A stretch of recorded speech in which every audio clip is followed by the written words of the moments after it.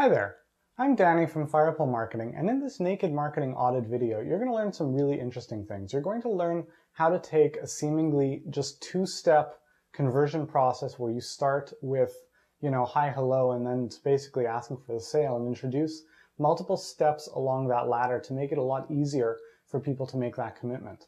You're also going to see how really detailed customer targeting makes it so much easier to find the right person that you're going to reach and do business with them. You're also going to learn how to turn a one-off kind of project like a web design project into recurring regular contracts and income. You're going to learn all of that in this video. This video is part of the Naked Marketing Audit series in which businesses basically strip bare, they bare all, they let you see what they're doing well in their marketing so that you can learn from it, and they let you see what they're maybe not doing quite as well so that you can learn from that as well. It's all about your learning, and these businesses deserve a lot of respect and appreciation for participating in these videos. If you want to see all of the videos and you want to get access to the framework underlying this entire Naked Marketing Audit process, then you should grab a copy of my free Naked Marketing Manifesto. Just go to bit.ly/get-naked and grab your copy. You don't even need to opt in with a name or email address. Just go get a copy and join the thousands of people who have already downloaded and shared. And without further ado, let's dive right in. Let's get to the audit. We'll be here with Lindsay Gattis from Logan Gattis Designs. Lindsay is a longtime student of ours. I'm very excited. This is the first time I've actually seen you face to face, Lindsay, so that's pretty exciting. Why don't we start by, why don't you share with everyone who's watching this, what do you do? So, okay, as you mentioned, I own Logan Gattis Designs. I'm also a creative director there. So what Logan Gattis Designs is a graphics and web design company, and we work in international markets all over the world. So when you're thinking about graphic design, it's sort of all-inclusive. Mostly we do corporate collateral, but it can be logo, web design, it can be brochures, it can be anything that, even just branding, anything that has to do with graphic design, we can probably do it. Cool. So let's start with the very first question. That'll help people get a better sense of the value that you offer. Do you know who your ideal customer is? I do, because I have taken Firepole marketing. So we kind of have like a umbrella that I like to, when people first come into the agency as a designer that works for us, I give them the umbrella term, which is basically any business owner that targets multiple markets, somebody that's a good fit for us. Target may be more specific than we're looking for. It's really just people that are involved in some capacity in multiple markets. But I'll get to that later. So that's kind of the umbrella term. And then our ideal customer, how I came up with it was really, I think you mentioned it to me, but it was a great idea to think about if you're talking to a room of people, who is the one person that's going to be like, oh, that's me, like I really want that service, and the other ones are just sort of hit or miss. So that one person is going to be a adventure travel agency owner, particularly people that are targeting Americans, Europeans, and Australians, the major countries that are spending a lot of money on adventure travel, and that are looking to bring those people into the South American market, right? Or market's not the right word for that, but they're trying to... They're selling a South American experience. Yeah, their excursions are mostly in South America. So that's the overview of them. To get in a little more detail, they probably have been in business for a while, not necessarily a long time, but enough to know that what they're offering is successful. They are also educated as to why professional design is worth the expense, as opposed to, just hiring somebody on Odesk for $4 an hour.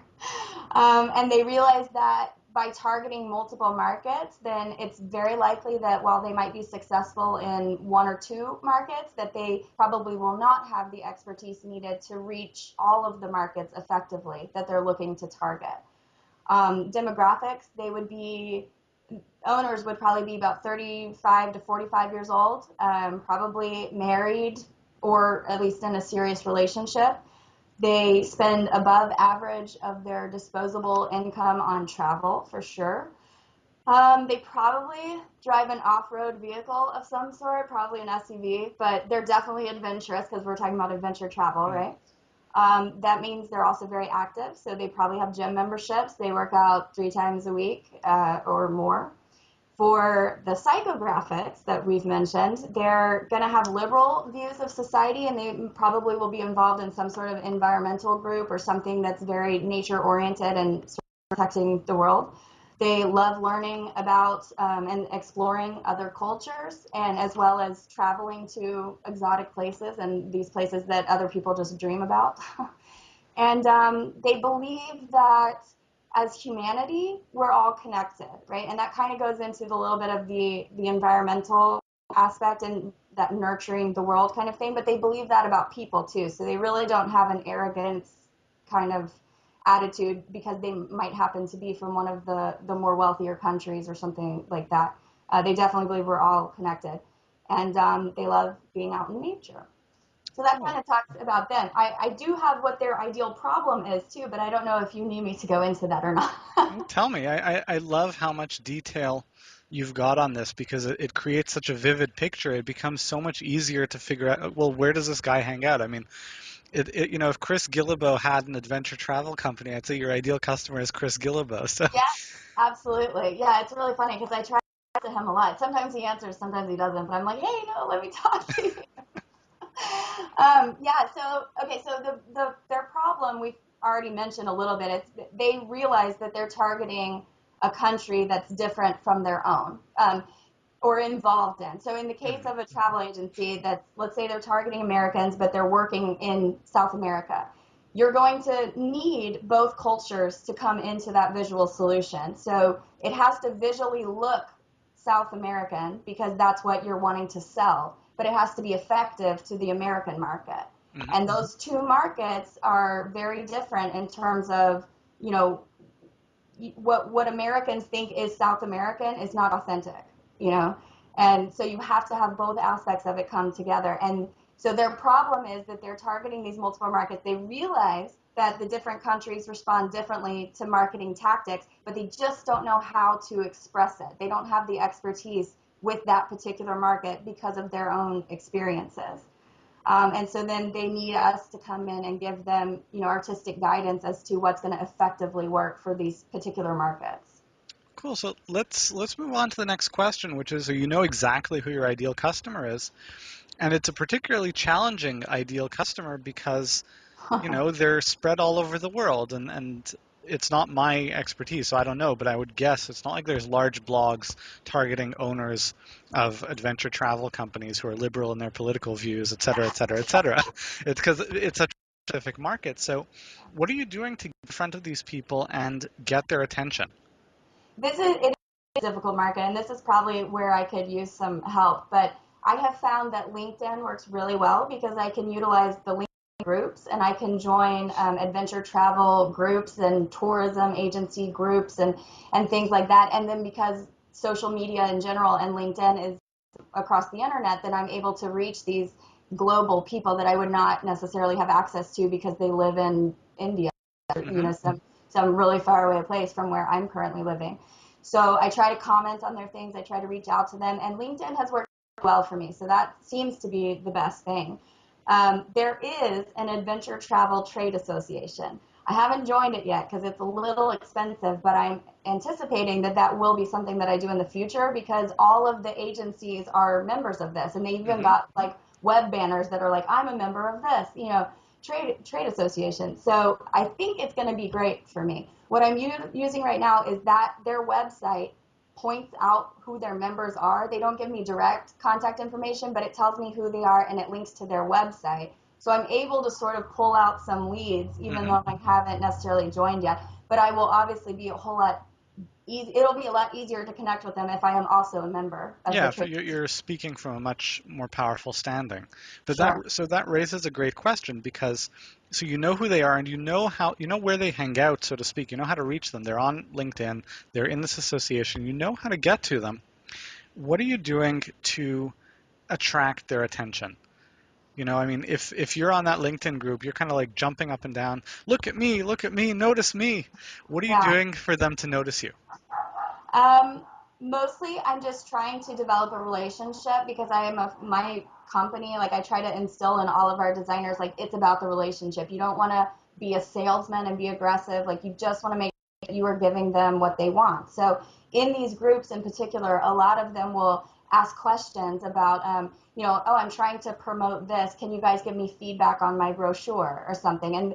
And the members of the group are other tourism agencies, so like they don't really know, but they're giving feedback just based on their own experience. So that's an opportunity for me to go in and say, well, I'm a design agency and we work specifically with companies like yours.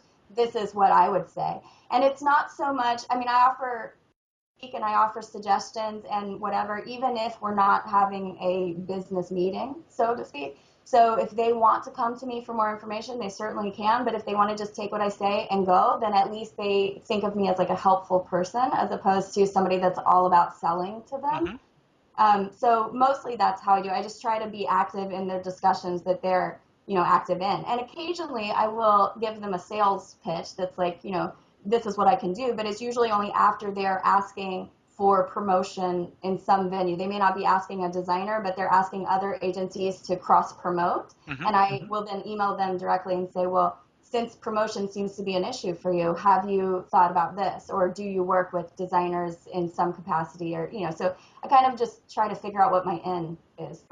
Okay, well, let's talk about that. The next question I would usually ask you is how badly does your ideal customer want what you're offering? But because your ideal customer is so well defined, they do know exactly what you offer. They do need it. So that's not an issue. They need it badly. They know that. That's great. But the next two questions, it's about this cycle of commitment and reward. And I'm hearing that that's where you're struggling a little bit. So let's explore that. So the two questions are, first of all, what opportunities do you create for them to commit? And then how do you exceed their expectations to escalate the commitment? And so the idea here is that it's not about giving until they turn around and say, I want to hire you.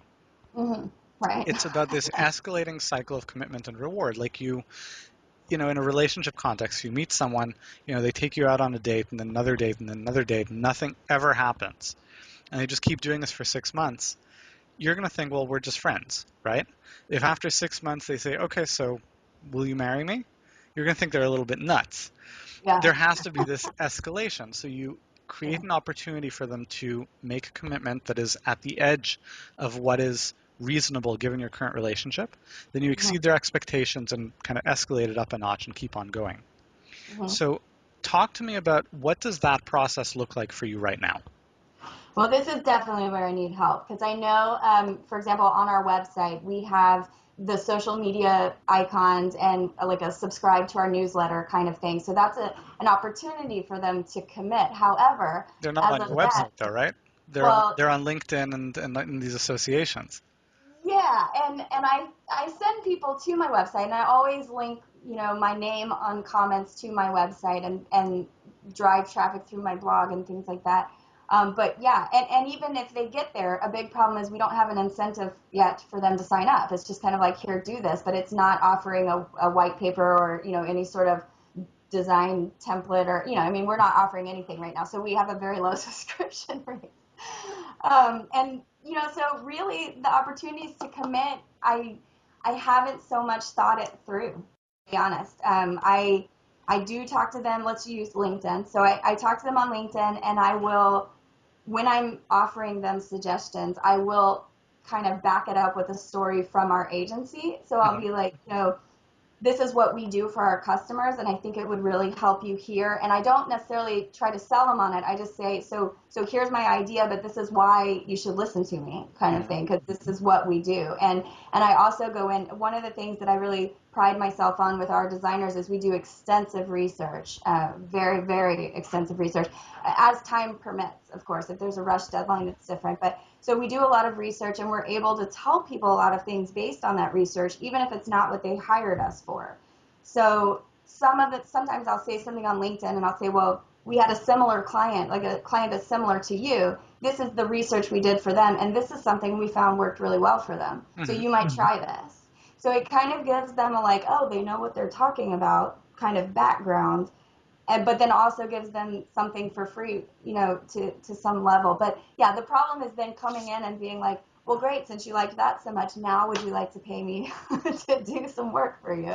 Well, so let's explore that, because I'm hearing only two possible kind of commitments. One is kind of minimal commitment. They're posting a question, right? That's not a commitment at all practically. And then the other commitment is pay me, hire me, entrust me with the image of your company. This is a very high commitment kind of action. Right. Is there nothing in between? Not as of yet. I mean, there is, so we have a blog. It's currently undergoing some recent changes. Basically, I want to turn the blog into sort of an education center so that if people are not yet to the point where they understand why different markets need different things, then they can find the answers on the blog. And you can kind of see where we work, especially because we use a lot. I mean, we're international, and so I get to travel a lot, thankfully, but that makes very interesting blog posts because people are like, whoa, that's so cool that you went there, So I'm able to sort of, if I combine it correctly, which is what I'm in the process of doing, it should become an education source to them. And by subscribing to the blog, then you would get, I mean, that's another level of commitment, would be subscribing to the blog. And I give out things, and the newsletter too comes out with tips and how to run your business, not necessarily run it because you know your business industry better than I do, but tips for different marketing and design aspects that maybe you haven't thought of that would be helpful to you. And that's free too, though. So but it's an intermediate commitment, I would imagine, because it's, something that's like, you just have to commit to getting an email from me once a month. Sure. So and let's come back to the blog in a moment. Let's talk about LinkedIn. Okay. They post a question. You've got an insight. You've got this research that you've done for another client, for example. How about if instead of saying, just writing it all down, here's a giant post with my answer and my explanation, what if you were to give your perspective, give your insight, and say, we've done some research for a similar client. I'd be happy to share it with you. Shoot me an email with your details, and I'll send it to you. Oh yeah, and then I get their information for. Yeah, that's a commitment, right? You get to take the discussion offline. It becomes a private conversation, and you could send something to them, and along with it say, here are some of the challenges that this other client ran into. If these resonate with you, if they feel familiar, I'd be happy to chat with you about how we solved them. Let me know if you'd like to jump on the phone. Okay, so yeah, you're asking for the interactiveness. Exactly. Besides just saying, if you need my help, I'm here to help you, kind of thing. Yeah, you're giving the same information, but you're getting them to invest themselves in the process. And by doing that, you put yourself in a position where you can escalate this whole process as well. Because if they say, yeah, sure, I'd love to hear your ideas on this. You get on the phone with them. You can draw from them, well, what are their challenges? You can share with them and show that you've got, valuable input on the problem they're facing. And you create a much stronger position from which to say, is this something that you're looking for help solving? And if they say no, they're still going to remember you because you're the one that they actually got on the phone with. Right. And you can follow up with them and send them stuff every so often. You can have your, in the training program, we talk about the cold buckets and the follow-up buckets. So you put them in that bucket and, eventually they'll come back to you. But, maybe they'll just say, yeah, actually, we're looking for someone to help us with this. Because there is a certain amount of right time and the right place to your business, right? I mean, you're not going to come to them and say, hey, I do this, and they'll say, well, I wasn't actually thinking of doing anything with my website, but now that you mentioned it, maybe I should. They've got to be kind of looking for someone to do this. Right. So this just means that if you're in front of them, if it's the right time for them already, you get to be in front of them and kind of make your case in a very compelling way. Right. So that's one kind of escalation that you could do. I find let's talk about the blog. I find that that's an area where people mess it up quite a lot. Because just the fact that someone is subscribed to your blog does not mean that they're in a funnel per se. Right. Because if they just keep getting emails, then it's a baseline, right? It's stable. Mm-hmm. And if you just keep doing that over and over, nothing happens. You've got to have an opportunity to escalate, many opportunities for them to escalate. And If not, then the need has got to be very acute for them to make that jump from this very passive getting an email once a month to calling you up and hiring you. It'll happen, but Right. rarely. Well, so just a distinction really quick. I do separate, like there's a difference between the blog and the newsletter. So the blog is more general. If you like the blog and you subscribe to the newsletter, that becomes a little bit more targeted in terms of, you know, this is what we can do for you kind of thing, because you have then given us your permission to market to you, basically.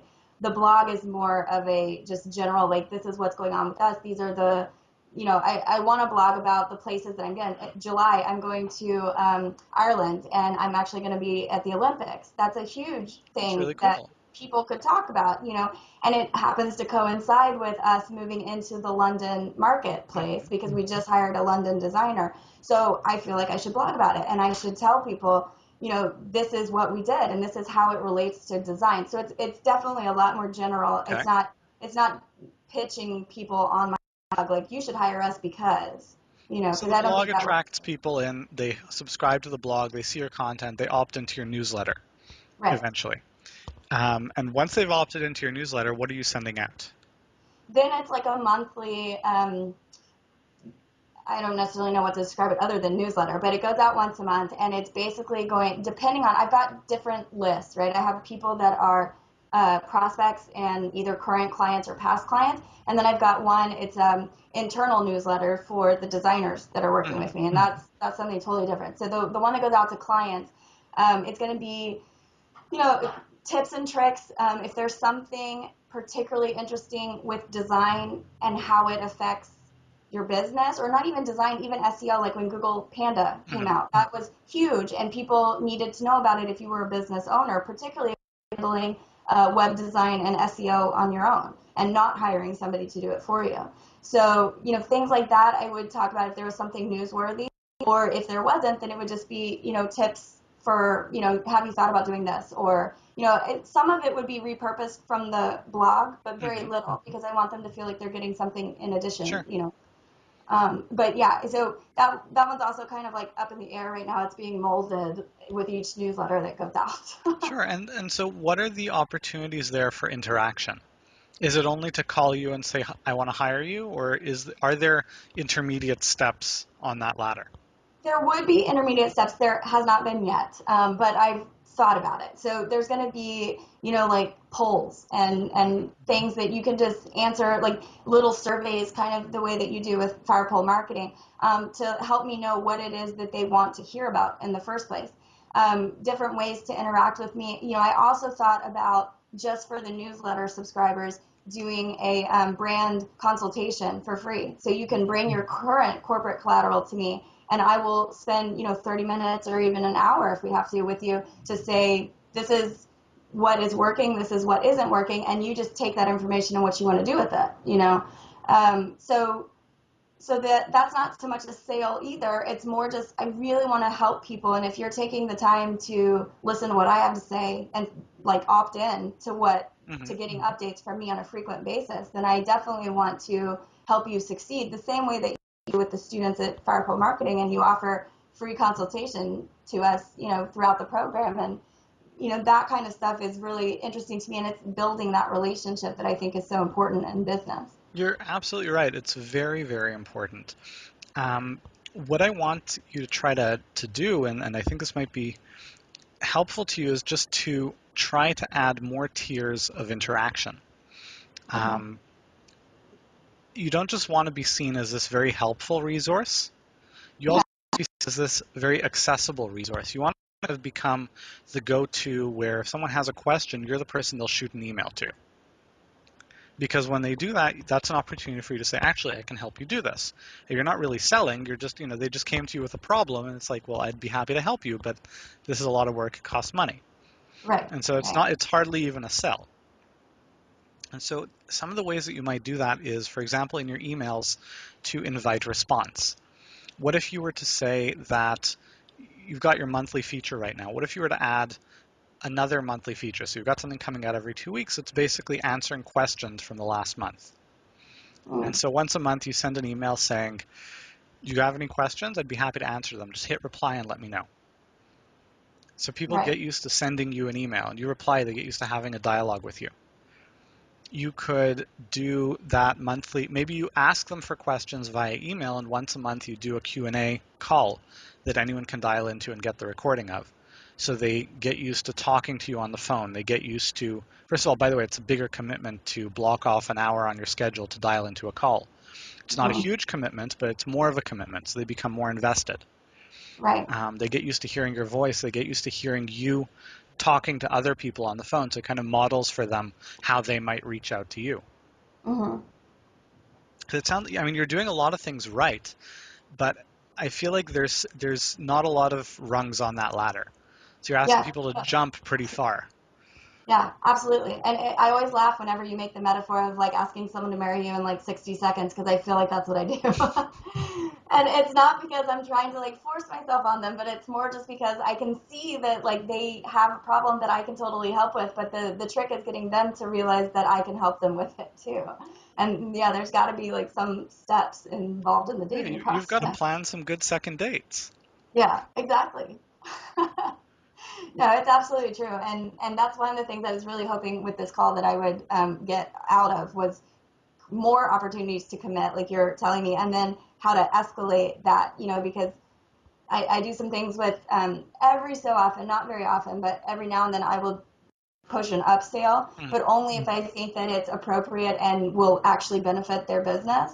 But other than that, I don't really know how to escalate it to be like, okay, because a lot of what graphic design agencies run into is we get one-time projects. Then one time and that's it. They don't need you after that. For the most part, sometimes they will come back to you, and I'm actually fortunate enough to have two clients that are on a yearly contract that I can, go do. That's wonderful, but that's not the norm in graphic design. So to go from like somebody coming to you and saying, okay, I need a website, and you finish the website, and then you're kind of like, okay, well, I'll see you later. Like, I don't really know how to push it to be like, well, we can also do this. Logo is simple because if you do a logo, you can present it to them on stationery and be like, this Sure. is what it would look like, and then they're like, oh, well, give me stationery too. But websites and other projects that we do are a lot harder to sort of escalate the commitment and to let them see you as a continuous resource instead of just a one-time thing. Well, the key to that, and I'm really glad you brought it up because it's a lot of businesses are in this kind of trap of seemingly, one-offs. And they're Mm-hmm. not. Websites get redesigned every few years, and there are tweaks and changes to the website and so forth.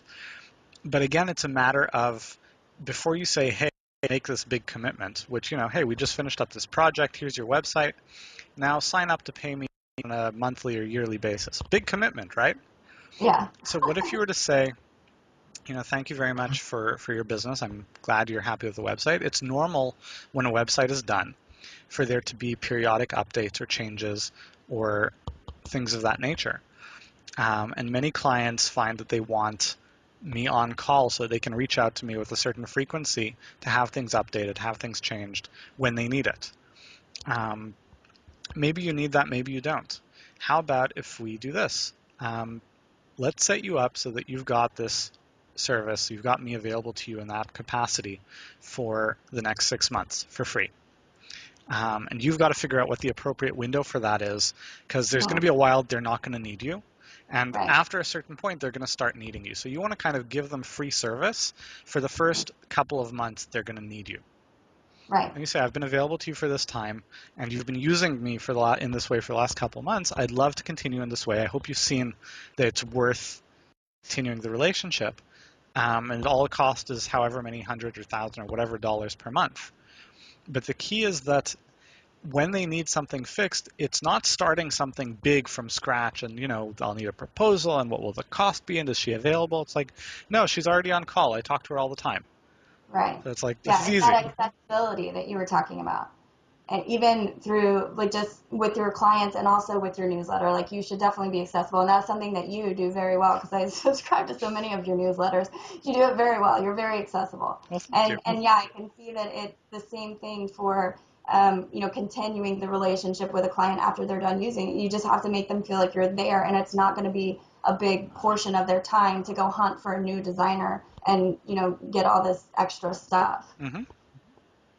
So yeah, that's what I would recommend. That's a great way to kind of continue that relationship. But I mean, you are a student of ours, so if you would like to flesh out this whole ladder and send me an email kind of saying, here's what I see all the rungs being through these different channels, send it to me. I'd be happy to look it over and give you some more feedback. Oh, that'd be perfect, because I rely very much on your expertise. I'm flattered. We should wrap up this call because I want to be respectful of your time and the time of the people who are watching this. Let me ask you one last question before we wrap. You've been down a pretty long path with your business, with your marketing education. You've been a student of ours for, has it been like a year now, or more? It's been a I think long it's been a time, right? year. Yeah, yeah. What has been the most important insight and lesson that you've learned along the way that you wish you could go back in time and tell Lindsay of a year and a half ago? Like, Lindsay, you really need to know this now. It's cheaper to know it now than in a year and a half. Yeah, I really, really think that the biggest one was nailing down the ideal demographic or the ideal customer. And even if you get it wrong, it's fine, but at least you have something. Because when I first started, I was very much under like, oh, we do all graphic design for everybody. Anybody that needs a website is our client. But what I found, even when I narrowed it down to, okay, we do businesses that work in multiple markets. Well, that didn't really help me come up with where to put my advertising or where to target, like Mm-hmm. how to find LinkedIn groups or whatever. Because by the time businesses expanded into a new market, they had already done all the design work. They didn't need me anymore. So I was always like a step behind. And so by targeting, saying, okay, so travel tourism industry, all of the businesses target multiple markets on a daily basis, and they don't ever stop expanding into new markets. And even maybe stop expanding into new markets, they continue in their current markets and they always need help. So by narrowing it down, I was really able to say, these are the LinkedIn groups I need to join. This is where it's going to get the most return on my investment for my time invested.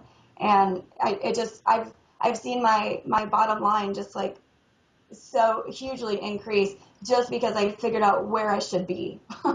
That's awesome. Thank you very much for sharing that. I'm really excited to hear that too. I mean, you know, I've followed this growth and this development for quite a long time now. We've Yeah. had conversations about a lot of these things as you're figuring them out. So it's Yes. really great to see how well things are going now. And you know, this is just the beginning. It keeps exploding. It's amazing. Yeah, especially with this conversation, realizing there's so much I haven't done yet. Like it just makes me feel so positive about the growth that hasn't even happened yet that will, because there's so much I'm not doing right. Awesome. And maybe we'll come back and revisit in 6 months and see where you're at in another video. Yeah, absolutely. Cool. Well, then, on that note, I'm going to thank you very much for your time. I want to thank everyone who's watching this video for their time as well. I hope it was valuable to everyone. And I would encourage anyone who is in the kind of business that Lindsay has described in such great detail and has need of some amazing design services to shoot her an email and see just how responsive she can be. You don't even have to drive an SUV. And there you have it, a behind-the-scenes look at the marketing of Logan Gattis Designs. I hope you enjoyed this video. I hope you got as much out of watching it as I got out of making it. I thoroughly enjoyed this process. And I would love to share with you the other videos that are part of this Naked Marketing Audit series. And if that interests you, if you'd like those videos, or you'd like to see the framework that underlies the whole thing, you should really go to bit.ly/get-naked and grab your copy of my free manifesto. You don't even have to opt in with a name or email address. So join the thousands of people who've already downloaded and shared. Get all the extra materials and you'll learn how to do that. There's instructions. It's all free right there in the manifesto. And I look forward to seeing you on the next video. And in the meantime, I wish you the very best of continued success with your business. Of people, who is the one person that's going to be like, oh, that's me, like I really want that service.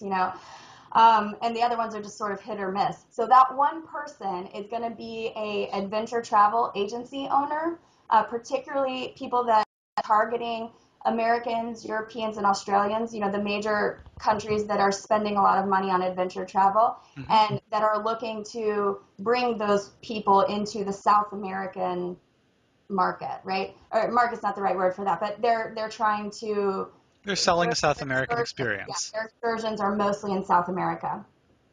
So that's the overview of them. To get in a little more detail, they probably have been in business for a while, not necessarily a long time, but enough to know that what they're offering is successful. They are also educated as to why professional design is worth the expense as opposed to, just hiring somebody on Odesk for $4 an hour. And they realize that by targeting multiple markets, then it's very... Hi there, I'm Danny from Firepole Marketing, and in this naked marketing audit video, you're going to learn some really interesting things. You're going to learn how to take a seemingly just two-step conversion process where you start with, hi, hello, and then it's basically asking for the sale, and introduce multiple steps along that ladder to make it a lot easier for people to make that commitment. You're also going to see how really detailed customer targeting makes it so much easier to find the right person that you're going to reach and do business with them. You're also going to learn how to turn a one-off kind of project like a web design project into recurring regular contracts and income. You're going to learn all of that in this video. This video is part of the Naked Marketing Audit series in which businesses basically strip bare, they bare all, they let you see what they're doing well in their marketing so that you can learn from it, and they let you see what they're maybe not doing quite as well so that you can learn from that as well. It's all about your learning, and these businesses deserve a lot of respect and appreciation for participating in these videos. If you want to see all of the videos and you want to get access to the framework underlying this entire Naked Marketing Audit process, then you should grab a copy of my free Naked Marketing Manifesto.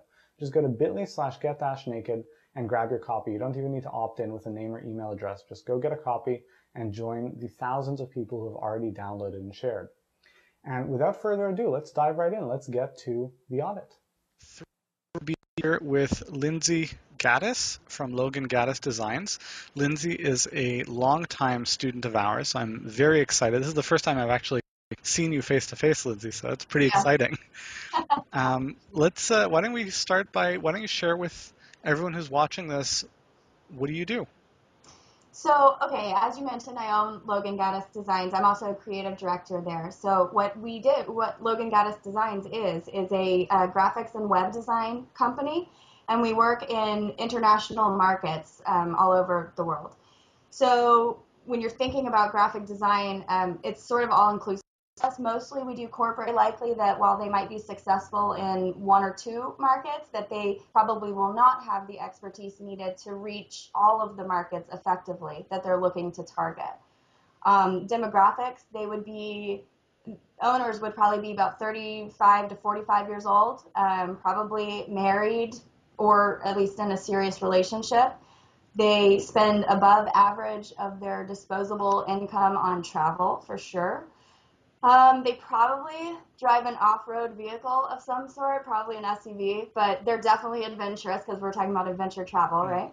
That means they're also very active, so they probably have gym memberships. They work out 3 times a week or more. For the psychographics that we've mentioned, they're going to have liberal views of society, and they probably will be involved in some sort of environmental group or something that's very nature-oriented and sort of protecting the world.